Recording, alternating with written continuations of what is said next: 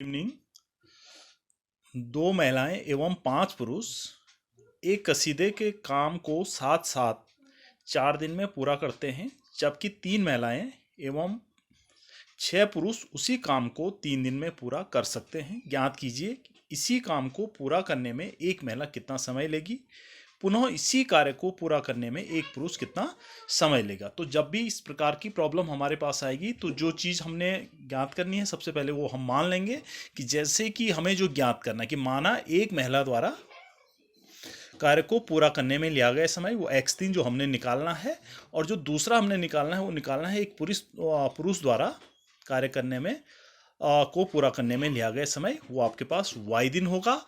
अब उसके बाद जो सबसे महत्वपूर्ण तथ्य है वो है कि एक महिला द्वारा एक दिन में कितना कार्य किया जाएगा। तो एक महिला द्वारा एक दिन में किया गया कार्य 1/x होगा। इसी प्रकार से एक पुरुष द्वारा एक दिन में किया गया कार्य वो आपके पास होगा, वो आपके पास आ जाएगा 1/y।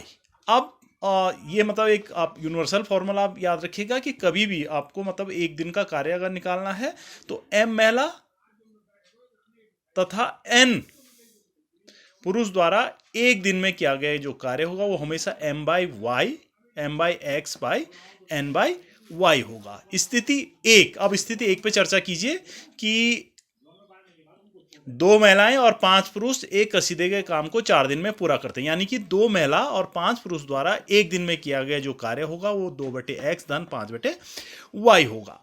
अब 4 दिन में जो दो महिला और पांच पुरुष द्वारा 4 दिन में किया गया जो कार्य है वो इसका जो एक दिन के कार्य का इसका 4 गुना हो जाएगा। अब प्रश्नानुसार आप देखिएगा तो प्रश्नानुसार जो कंडीशन आपके पास है वो कंडीशन हमारे पास है वो है कि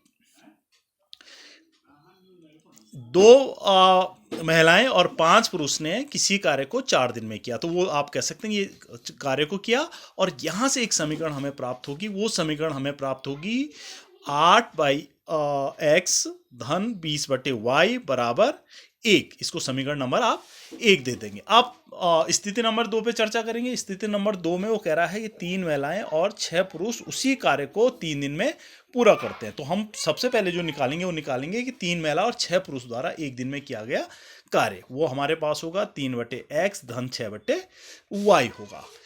तो 3 महिला और 6 पुरुष द्वारा 3 दिन में किया गया जो कार्य है वो एक दिन में किए गए कार्य का 3 गुना हो जाएगा।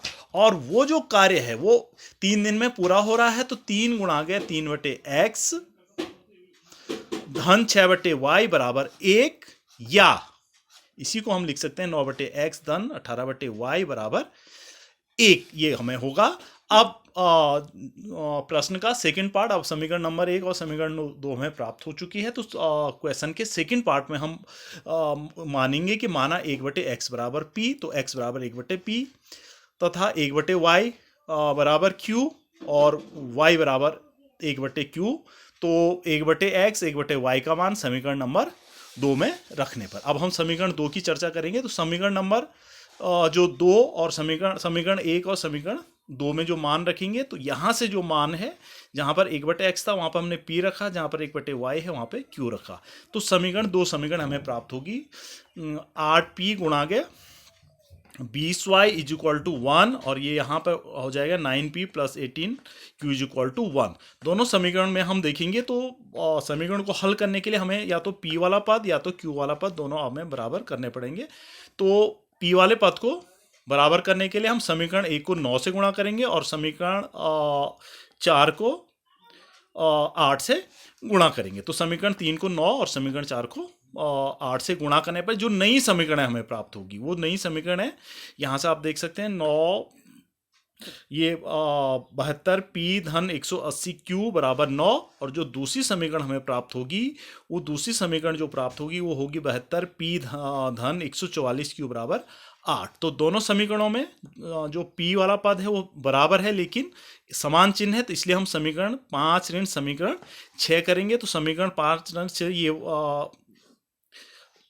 जो पहला पद है कट जाएगा, 180 में से 144 घटेगा, तो 180 में से 144 घटेगा तो 36q बराबर 1 हमको प्राप्त हो जाएगा, जहां से q इज इक्वल टू 1/36 हमें प्राप्त हो जाएगा। अब हम q का मान समीकरण नंबर 3 में रखेंगे तो समीकरण 3 में Q का मान रखने पर जहां पर Q आएगा वहां पर 1/36 रखें, और इसको हल जब हम करेंगे तो यहां से हमें जो P है, P का मान हमें 1/18 प्राप्त हो जाएगा। तो इस प्रकार से समीकरण 7 जहां से Q बराबर 1/36 प्राप्त हुआ और P बराबर 1/18 में प्राप्त हुआ। तो इस प्रकार से हम आंसर को निकालने के लिए समीकरण 7 और समीकरण 8 का प्रयोग करेंगे।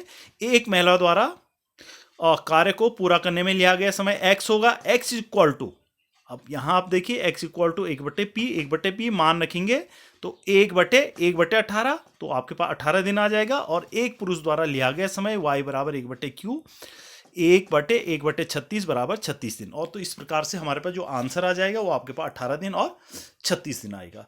Thank you.